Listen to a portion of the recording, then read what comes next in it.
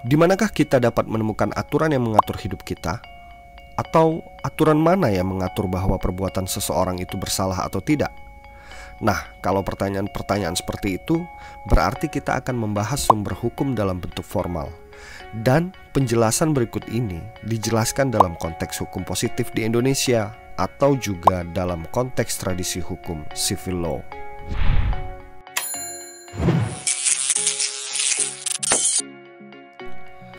Dalam video sebelumnya juga sudah kita ulas tentang pengertian dari sumber hukum formal ini, yaitu tentang ketentuan hukum yang dapat diterapkan di dalam persoalan konkret.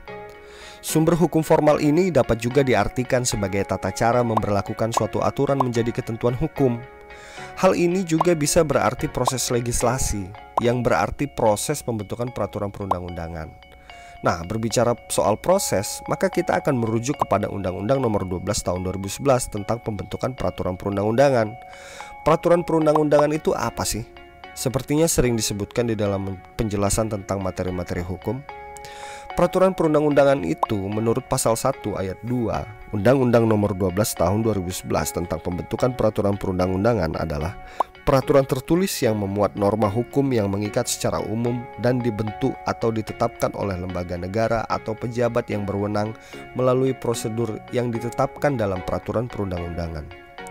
Nah, jadi berdasarkan pengertian tersebut, peraturan perundang-undangan itu adalah peraturan tertulis dan berlaku. Jadi, undang-undang, peraturan pemerintah, peraturan presiden, dan peraturan daerah, baik itu provinsi maupun kabupaten, disebut sebagai peraturan perundang-undangan. Di dalam undang-undang ini, kita akan diarahkan juga untuk mengetahui bagaimana sih sebenarnya peraturan perundang-undangan itu dibuat, siapa saja yang bisa membuatnya, dan bagaimana cara penetapannya. Jadi, kalau dipikir-pikir, ini merupakan sumber hukum formal untuk pembentukan peraturan perundang-undangan. Nah, membahas tentang sumber hukum formal ini sebenarnya sangat berarti bagi para pembuat hukum dan penegak hukum. Karena mereka dalam proses pembuatannya akan bergulat dengan sumber hukum formal dan harus mengetahui sumber hukumnya secara jelas. Sementara itu bagi para penegak hukum seperti hakim, jaksa, kepolisian, dan advokat, ya mereka akan berbicara soal aturan mana yang akan dipakai dalam menyelesaikan sebuah kasus konkret. Nah, berdasarkan hal itu, maka di dalam pembuatan aturan atau menyelesaikan persoalan konkret, kita dapat merujuk kepada sumber-sumber hukum formal, yaitu antara lain undang-undang, kebiasaan dan hukum adat, jurisprudensi, traktat, dan doktrin. Penjelasan masing-masing sumber hukum formal ini adalah sebagai berikut. Yang pertama adalah undang-undang. Istilah untuk undang-undang atau disebut di dalam Undang-Undang Nomor 12 Tahun 2011 tentang pembentukan peraturan perundang-undangan sebagai peraturan perundang-undangan, yaitu peraturan yang dibuat oleh pemegang kekuasaan dalam negara. Yang memiliki kuasa untuk membentuk peraturan perundang-undangan ini bisa legislatif, yaitu Dewan Perwakilan Rakyat, baik DPR RI maupun DPRD provinsi dan kabupaten atau kota, dapat juga eksekutif seperti halnya presiden, gubernur, wali kota, bupati, dan lain sebagainya. Kemudian kebiasaan dan hukum adat. Yang dimaksud dengan kebiasaan adalah perbuatan atau tindakan yang dilakukan secara berulang-ulang karena diyakini sebagai sesuatu yang demikianlah harus dilakukan atau disebut sebagai suatu keharusan. Sedangkan hukum adat adalah kebiasaan yang mempunyai akibat hukum yang diikuti oleh masyarakat karena menganggap bahwa itulah hukumnya. Untuk hukum adat ini dalam konteks Indonesia memiliki aturan-aturan tersendiri seperti adat Lampung, Jawa, Sunda, Batak, Minangkabau, dan lain-lainnya. Karena menurut Van Vollenhoven, sebelum masuknya hukum Belanda di Indonesia atau dulu disebut sebagai Hindia Belanda, dan menerapkan sistem hukumnya di Indonesia, kita telah memiliki sistem hukum sendiri yang disebut sebagai hukum adat, dan sistem hukum ini masing-masing berbeda dari satu suku bangsa dengan suku bangsa lainnya. Dan sistem hukum adat ini diakui dalam konstitusi Indonesia. Kemudian yang ketiga adalah jurisprudensi. Jurisprudensi adalah hukum yang terbentuk karena putusan hakim yang diikuti secara berulang-ulang dalam kasus yang sama, atau dengan kata lain dapat disebutkan sebagai keputusan hakim yang terdahulu. Dapat dijadikan dasar keputusan dan diikuti oleh hakim lain dalam memberi putusan terhadap suatu kasus yang sama. Dalam penjelasan yang lebih mendalam lagi, keputusan hakim ini sebenarnya ada banyak macamnya. Mudah-mudahan dapat dijelaskan di dalam video tersendiri mengenai ini. Jurisprudensi dapat juga dijadikan acuan, tetapi tidak seperti di dalam tradisi hukum Anglo-Saxon yang menjadikan jurisprudensi sebagai sumber hukum utama mereka. Jika ada kasus yang sama, maka jurisprudensi terdahulu tersebut akan kembali dilihat dan dijadikan acuan di dalam memutuskan suatu perkara hukum. Sementara itu di tradisi hukum civil law, undang-undanglah yang menjadi rujukan utama di dalam kasus konkret.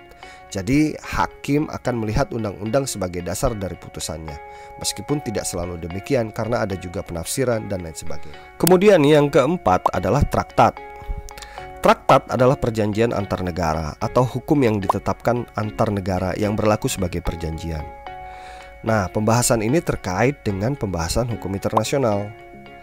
Traktat itu dibedakan dalam beberapa jenis, yaitu yang pertama traktat bilateral, yakni perjanjian yang dilakukan antar dua negara. Kemudian yang kedua yaitu traktat multilateral, yaitu traktat yang dibuat oleh lebih dari dua negara. Kemudian yang ketiga adalah traktat terbuka, yaitu traktat yang memberi kesempatan kepada negara-negara yang pada awalnya tidak ikut dalam pembentukan traktat itu untuk ikut menjadi pihak dalam traktat tersebut. Traktat atau perjanjian antar negara ini mengikat dan berlaku bagi negara-negara yang mengadakan perjanjian berdasarkan pada asas pacta sunt servanda, yaitu yang berarti setiap perjanjian itu mengikat para pihak dan harus menaati dengan itikat baik. Traktat ini dijadikan salah satu sumber hukum dalam konteks hukum di Indonesia, juga digunakan di berbagai negara. Biasanya karena pernah ada kesepakatan antara negara kita dengan negara lain, atau ada prinsip yang sifatnya hubungan internasional, atau negara kita pernah meratifikasi suatu perjanjian internasional. Nah, karena hal semacam itu, traktat dapat juga dijadikan rujukan. Tetapi biasanya traktat ini sudah ditetapkan di dalam hukum nasional kita atau telah ditransformasikan ke dalam hukum Indonesia dalam bentuk peraturan perundang-undangan, sehingga sebagian besar sudah menjadi hukum di negara kita juga, seperti halnya UNCLOS tahun 1982 yang telah ditransformasikan ke dalam berbagai peraturan perundang-undangan, yaitu Undang-Undang Nomor 6 tahun 1996 tentang perairan Indonesia, Undang-Undang Nomor 5 tahun 1983 tentang zona ekonomi eksklusif. Kemudian yang ketiga, Undang-Undang Nomor 32 tahun 2014 tentang kelautan atau Undang-Undang Nomor 31 tahun 2004 yang diubah dengan Undang-Undang Nomor 5 tahun 2009 tentang perikanan. Dan banyak lagi aturan-aturan lainnya yang norma-normanya diadopsi dari perjanjian internasional ini. Tentu saja dalam semangat untuk memajukan kepentingan nasional negara Republik Indonesia. Kemudian yang kelima adalah doktrin. Doktrin atau disebut juga pendapat ahli hukum adalah ajaran atau pendapat para ahli hukum yang terkenal dan dijadikan sebagai rujukan dalam penyelesaian masalah-masalah hukum. Pendapat ini dalam konteks persidangan akan dijadikan acuan di dalam membuat putusan suatu perkara atau dimintai pendapatnya, sehingga pendapat tersebut kemudian akan dituangkan ke dalam putusan pengadilan, dan ini merupakan sumber hukum yang diterapkan melalui jurisprudensi. Jadi, menjawab pertanyaan awal tadi, di manakah kita menemukan aturan yang mengatur hidup kita itu, atau aturan mana yang mengatur bahwa perbuatan seseorang itu bersalah atau tidak? Maka jawabannya di dalam peraturan perundang-undangan. Jadi, di dalam menyelesaikan kasus konkret, biasanya penegak hukum akan menerapkan sumber hukum formal ini. Begitu juga pembuatan peraturan perundang-undangan. Biasanya akan diterapkan lebih dahulu adalah undang-undang, baru kemudian akan melihat adakah unsur kebiasaan atau hukum ada di dalamnya. Nah, kedua sumber hukum ini merupakan sumber hukum yang utama, dan yang lainnya disebut sumber hukum tambahan. Dalam artian dapat digunakan jika kedua sumber hukum utama tersebut masih belum bisa menjawab dan menyelesaikan kasus konkret yang sedang dihadapi. Tentu saja karena penjelasan ini mengenai hukum Indonesia, maka penjelasan ini dijelaskan dalam konteks tradisi hukum civil law. Nah, demikianlah penjelasan singkat mengenai sumber hukum di Indonesia. Semoga dapat membantu pemahaman kita semua tentang sumber hukum di Indonesia. Saya Agit Yogi Subandi, terima kasih.